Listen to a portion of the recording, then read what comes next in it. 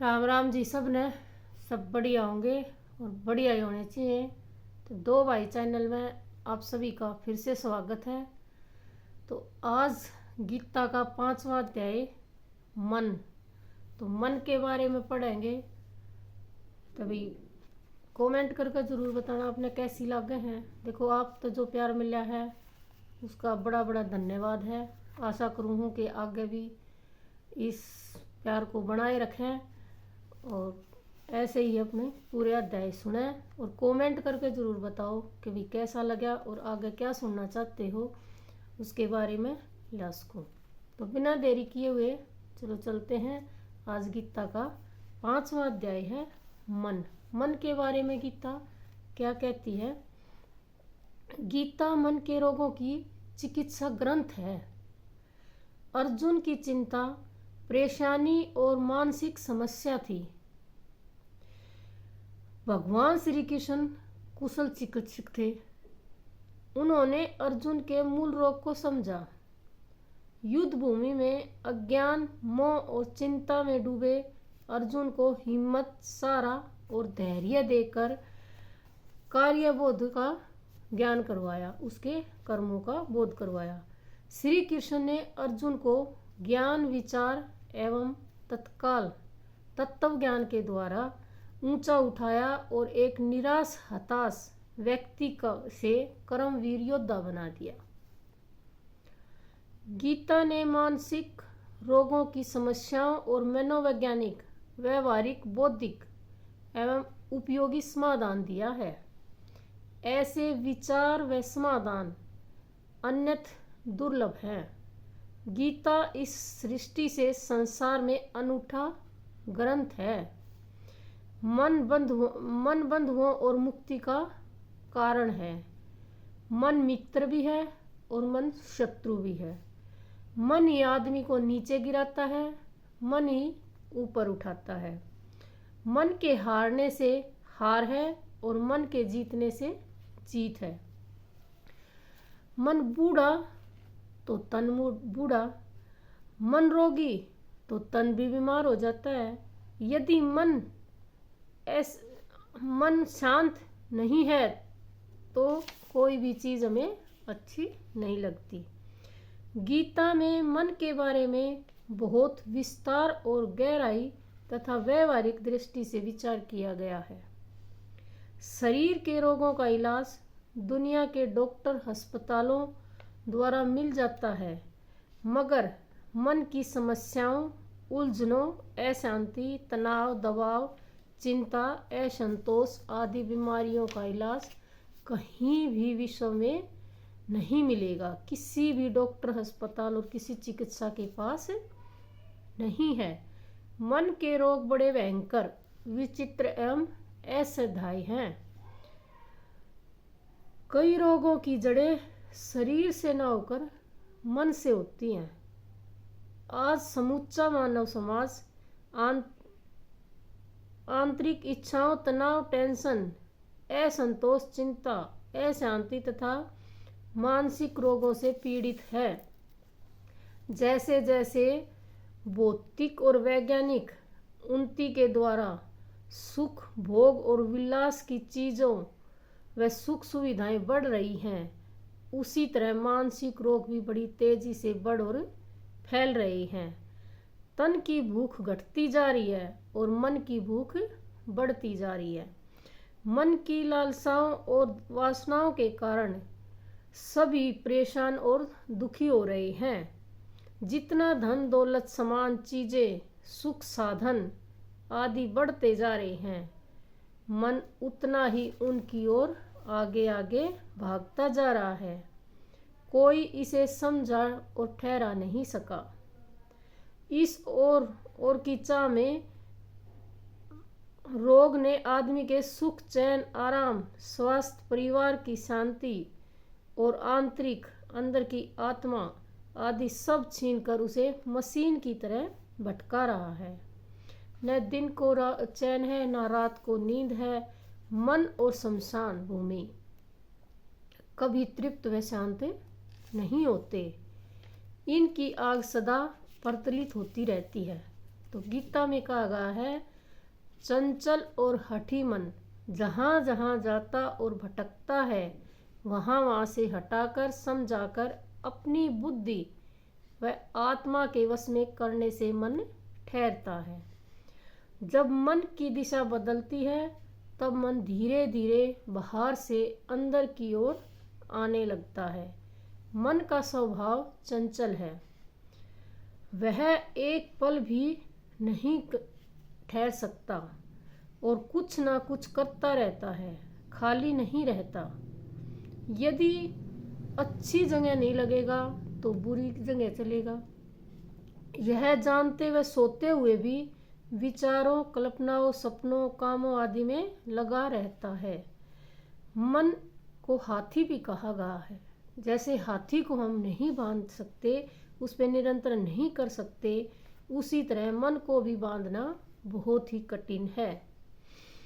बाहर से लोग इंद्रियों पर निरंतर कर लेते हैं, परंतु मन पर बहुत ही विरले ही कंट्रोल कर पाते हैं, संयम कर पाते हैं। काम, क्रोध, लोभ, मोह, ईर्ष्या, द्वेष, अहंकार आदि मानसिक रोग तथा तरंगे हैं। जब इन विचारों से हृदय में उठती हैं तब सभी उसमें बह जाते हैं। जब नदी में तेज लहरें व तरंगे उठती हैं तब किनारे टूट जाते हैं। ऐसे ही जब मन में असहमित काम, क्रोध, लोभ और बुरे विचारों की लहरें उठती हैं तब नैतिक मूल्य, मर्यादा तथा लोक लज्जा, सीमाएं सब टूट जाती हैं और तब मनुष्य पतित कर्म करने लगता है। मन कभी साधु हो जाता है और कभी शैतान बन जाता है। यदि विचारों के पाप, अधर्म, हिंसा, चोरी आदि है तो मन को निर्दोष नहीं कहा जा सकता। मन की स्थिति पानी के समान है। जैसे पानी स्वाभाविक रूप से नीचे की ओर चलता है, वैसे ही मन भी पाप, अधर्म, बुराइयां, निंदा, चुगली, विषय, भोगों आदि की ओर तेजी से दौड़ता है। मनुष्य बुराइयों व दोषों को अपनाने के लिए कोई भी परिश्रम नहीं करना पड़ता, लेकिन इन्हें छोड़ने के लिए शिक्षा, ज्ञान, अभ्यास आदि की जरूरत होती है। सत्संग, स्वाध्याय, भक्ति, सेवा, परोपकार आदि अच्छे कामों से बचने के लिए मन व तर्क सोचता रहता है। मन की सफाई के लिए सत्संग व प्रभु भक्ति बहुत जरूरी है। सत्संग से मन की बुद्धि होती है। जिस प्रकार पानी को चढ़ाने के लिए दबाव बनाना पड़ता है, ऐसे ही मन को सुधारने के लिए, ठीक दिशा में चलाने के लिए ज्ञान, वैराग्य, सत्संग और प्रभु भक्ति आदि का दबाव बनाना पड़ता है। मन को सद्विचारों से बार बार समझाओ। दुनियावी भोगों से सुख क्षणिक है, कुछ देर के लिए है। इन इंद्रियों भोगों से सार रूप में कुछ हाथ नहीं लगता। ज्ञानी तत्व ज्ञान से विषय रोगों को छोड़ता हुआ उनसे तटस्थ होने लगता है। घर की क्यारी में जैसे पानी देते समय जिधर पानी जाता है उधर छोड़ दिया जाता है, और जिधर नहीं जाता, नहीं भेजना होता, उधर हम रोक लगा देते हैं, और जिधर भेजना होता है उधर रास्ता बना देते हैं। ऐसे ही मन को अच्छे कामों की ओर ले जाने के लिए उत्साह, प्रसन्नता, सम्मान, यश आदि दिखाओ। श्रेष्ठ पुरुषों के उदाहरण मन में लेके आओ। गलत रास्ते से रोकने के लिए ज्ञान, वैराग्य, घृणा, दुखी, बदनामी, अपमान आदि की रुकावटें खड़ी करो। इसे दंड व मृत्यु का भय दिखाओ। जिन्होंने बुरे कर्म किए उनका अंत क्या हुआ, इसे बताओ। मन दंड और मृत्यु से डरता है। जब मन सांसारिक चीजों तथा भोग संग्रह की बातों से हर समय डूबा रहे तो कल्पना से कभी कभी शमशान भूमि में घूमने से मन काबू में आ जाता है। शमशान पर मन सीधा हो जाता है। मन की धारा को बुद्धि से जोड़ना है, मगर कई बार मन बुद्धि को भी धोखा दे जाता है। इसे बाहर से अंदर की ओर लाना है। यह वैराग्य व अभ्यास से ही संभव है। गीता कहती है, हर एक प्रश्न के बड़े साधारण और बहुत ही सरल तरीके से जवाब देती है। तो अर्जुन कहते हैं, हे कृष्ण, यह मन बड़ा चंचल, हठीला और बलवान है। इसको वश में करना बहुत ही कठिन है। जैसे वायु को हम वश में नहीं कर सकते, इसीलिए मन को भी करना असंभव है। मन के बारे में सभी धर्मशास्त्रों तथा ऋषि मुनियों, संतों, महापुरुषों आदि का भी यही तत्वबोध रहा है कि यह पल भर में कहीं से कहीं पहुंच जाता है और पल भर में ही रंग बदलता है। बड़े बड़े ज्ञानी और ध्यानी लोगों को भी धोखा दे जाता है। विषय भोग तथा सांसारिक चीजें सामने आते ही उन्हें पाने की इच्छा और व्याकुल बेचैनी बढ़ जाती है। बंधन और विवेक नहीं रहता, अपने मन पे काबू नहीं कर पाते। जब तक कोई इच्छित वस्तु मिलती नहीं, तब तक उसी की चिंता और उसे को पाने के लिए पागल बना रहता है। पाते ही कुछ समय उसके आकर्षण में रम जाता है, फिर उस चीज से उबकर और उसे नीरस समझकर उससे अलग हो जाता है। फिर नई चीज पाने की इच्छा में दौड़ धूप करने लगता है। मन तरह तरह के खेल संसारी जीवों को खिला रहा है। सारी दुनिया मन और धन के खेलों में उलझ रही है। मन के खेल बड़े निराले हैं। मन बड़ा चंचल, चतुर, चालाक एवं धोखेबाज है। सारी उम्र इंसान को छलता रहता है, कभी चैन से रहने व बैठने नहीं देता। रोज रोज नई कल्पनाओं व सपनों का मोह जाल बुनता रहता है। यह जीव को फंसाता और फिर सारी जिंदगी रुलाता रहता है। मन की इच्छाओं के घड़े के नीचे छेद है।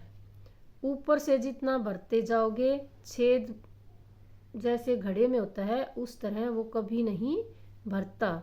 मन को और की बीमारी है। अगर हमें 10,000 मिल गए तो हम 10 लाख की ओर दौड़ेंगे, 10 लाख मिल गए तो करोड़ों की तरफ दौड़ेंगे। ऐसे ही मन दौड़ता रहता है। कुछ लोग इसी दौड़ में जीवन समाप्त कर लेते हैं। मन को कितना भी मिल जाए, यह ठहरता और रुकता और उसका भरता नहीं। गीता मन को शिथिल एवं एकार करने का एक उपाय बताती है। इसमें कोई संदेह नहीं कि यह मन अति चंचल है, बड़ी कठिनाइयों से वश में आता है, परंतु इसे अभ्यास तथा वैराग्य से धीरे धीरे वश में किया जा सकता है। मन के निग्रह के लिए ज्ञान, विवेक, वैराग्य जरूरी है। मन बुद्धि की पकड़ में आता है। जितनी बुद्धि सात्विक व विवेकशील होगी, उतनी जल्दी मन स्वयं में आएगा। मन को शिथिल एवं एकार करने के लिए अभ्यास की जरूरत है।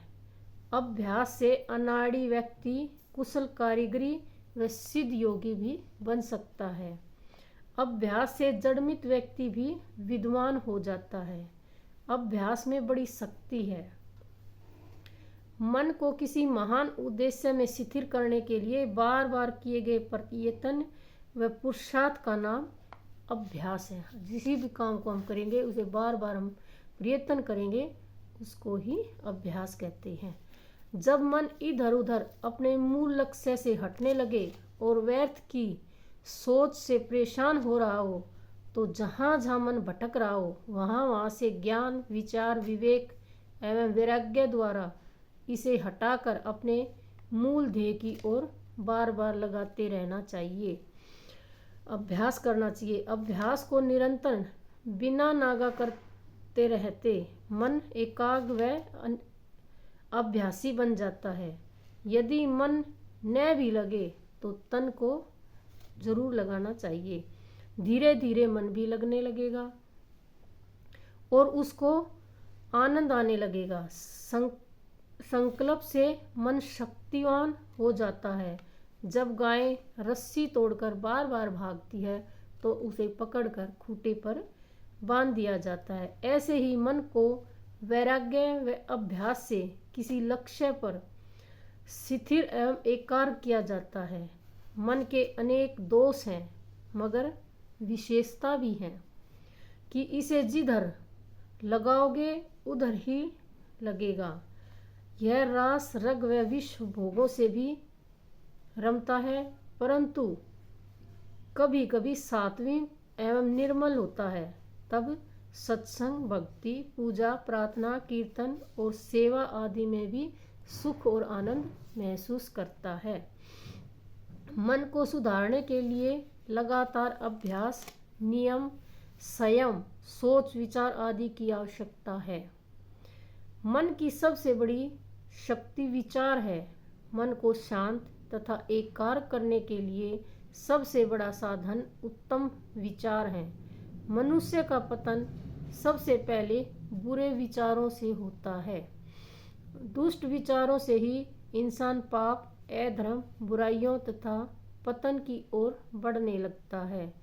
पाप, अधर्म, लड़ाई आदि पहले विचारों में आते हैं, फिर मन को पकड़ता है।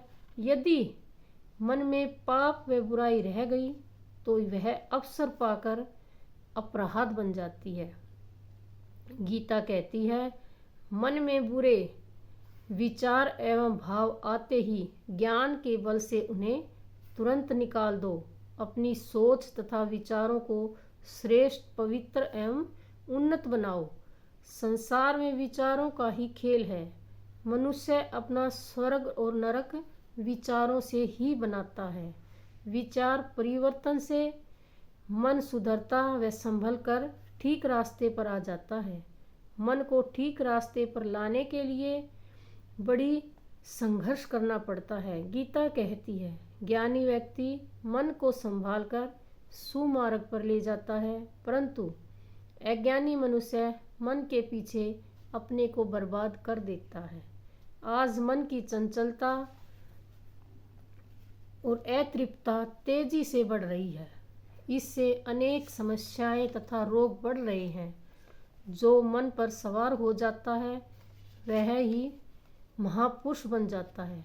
आज दुनिया मन के पीछे दौड़कर बर्बाद हो रही है। भगवान श्री कृष्ण अर्जुन को जीवन का, जगत का तत्व ज्ञान समझाते हैं। मन को संभालो और इसकी चंचलता को समझो।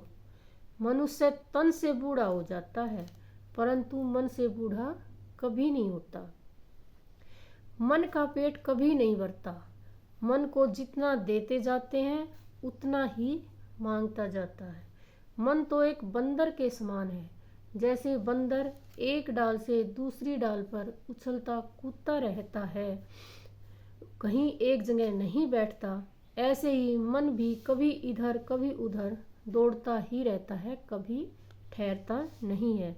वर्तमान में जो अपने पास है वह उसको कभी नहीं देखता, लेकिन जो प्राप्त नहीं है इसके लिए बेचैन, परेशान व चंचल रहता है कि इसे भी पालूं।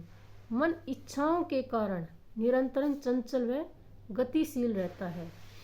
मन की चंचलता से दैनिक व्यवहार प्रभावित होता है। इससे अनेक समस्याएं, उलझने, विवाद, मन मुटाव, लड़ाई झगड़े आदि बढ़ते हैं। मन की चंचलता से क्रोध जल्दी आता है। क्रोध से कई बार ऐसे अनर्थ हो जाते हैं जिससे जीवन, परिवार एवं समाज नरक बन जाते हैं। अधिक बोलने से मानसिकता की चंचलता बढ़ती है और मौन रहने से चंचलता दूर होती है। मौन से मन प्रभु की ओर चलने लगता है। जो मन की चाह के पीछे चलते हैं वे सदा दुखी, अशांत, चिंतित, तनावग्रस्त और भाग दौड़ में ही लगे रहते हैं। आम आदमी मन को राजी करने के लिए जीवन गुजार रहा है, मगर वह भूल जाता है कि जलती आग में जितना घी डालोगे उतनी आग और भी तेजी से जलेगी।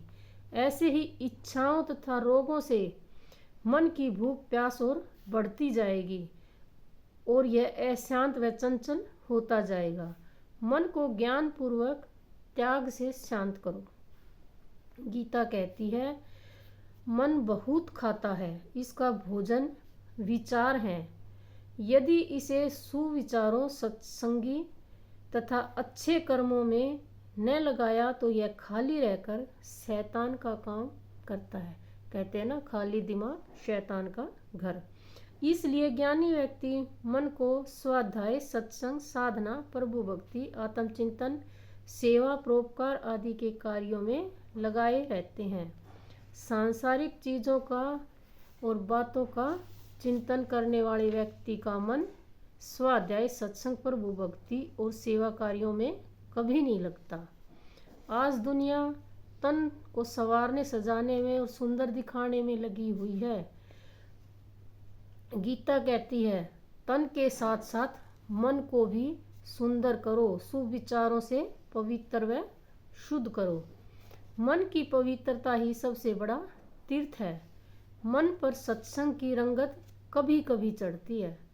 जगत मन के इशारों पे नाच रहा है। काम, क्रोध, लोभ, मोह आदि मन के विकार हैं। इनके सहमति होने पर ही मन हल्का व शांत होता है। विकार ही मन को चंचल व अशांत बनाते हैं। मन की बुद्धि विचारों से होगी।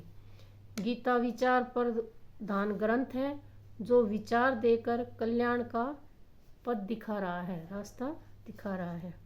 मन भोजन और विचारों से बनता और बिगड़ता है। मन पर भोजन का गहरा प्रभाव पड़ता है। हम जैसा अन्न खाते हैं वैसा ही मन होता जाता है। भोजन का सूक्ष्म भाग मन बनता है। गीता सात्विक आहार पर विशेष बल देती है। सात्विक भोजन से ही मन शांत, स्वस्थ, एकाग्र व पवित्र रहता है। पाप की कमाई का अन्न मन को बिगाड़ देता है। आज लोगों का खान पीन दूषित व तामसिक होता जा रहा है। इससे भी मन विषयों और बीमारियों में फंस रहा है। अन्न से मन, मन से विचार और विचारों से आचरण बनता है। मन की दशा और दिशा विचारों से बदलेगी। विचारों के बदलते ही जीवन की अनेक समस्याएं, उलझने, विवाद, कलह आदि दूर हो जाते हैं। दृष्टि के बदलते ही सृष्टि भी बदल जाती है। मन की समस्याओं, उलझनों, अतृप्ति, अशांति आदि का समाधान अध्यात्म में खोजना चाहिए। जैसे किसी का धन का बहुत लोभ है, तो यदि अध्यात्म दृष्टि से सुविचार किए जाएं कि जीवन के लिए धन कितना चाहिए, तो शायद यह सोच विचार उसके लिए दवाई का काम कर देंगी। जब मन ज्ञान के नेत्रों से सांसारिक भोग, पदार्थों, धन, दौलत, रिश्ते, नाते, घर परिवार आदि को देखता है, तब उसे सच्चाई व असलियत पता चलती है। जिन भोगों के पीछे मन पागल बना भटक रहा था, तब उनमें उसे सार तत्व नजर नहीं आता। जो दुनिया ऊपर से जितनी आकर्षित, मोहक व प्यारी लगती है, वह अंदर से उतनी ही गंदी, करुणा और स्वार्थी लगने लगती है। जो शरीर इतना प्रिय और सुंदर दिखाई देता है, ज्ञान, विवेक और वैराग्य की आंखों से देखें तो उसमें गंदगी और बदबू निकलती है। जब ज्ञानी व्यक्ति जीवन तथा जगत का असली चेहरा देखता है, तब उसके मन में वैराग्य की भावना जागृत होती है। गीता का वैराग्य ज्ञान मूल क्या है? वह हमें तत्व ज्ञान से जोड़ता है। संसार को छोड़ने और भागने की सलाह कभी नहीं देता। संसार में देखें, सुने, जाने और भोगे हुए विषयों तथा चीज़ों से मन को विचार पूर्वक हटा लेने को ही वैराग्य कहते हैं। जगत की सच्चाई को ज्ञान व समझ लेना और भोगों से मोह एवं आसक्ति को हटा लेना वैराग्य कहलाता है। सत्य से भी मन शुद्ध व शांत होता है। मन की सफाई सच्चाई से होती है। जितना जितना जीवन में सत्याचरण बढ़ेगा, मन स्वच्छ व निर्मल होता जाएगा।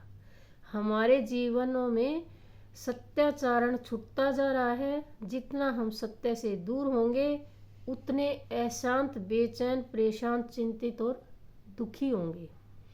मन के रोगों का इलाज सत्याचरण से ही संभव है। जब मनुष्य अंदर से जागता है, ज्ञान की आंखें खोलता है, तब मन में परिवर्तन आता है और दशा बदल जाती है। जब मन सीधा होकर पछताता तथा सोचता है, मेरा अमूल्य जीवन क्षणिक विषय भोगों में व्यर्थ चला गया, अगले जीवन के लिए कुछ भी नहीं कर सका।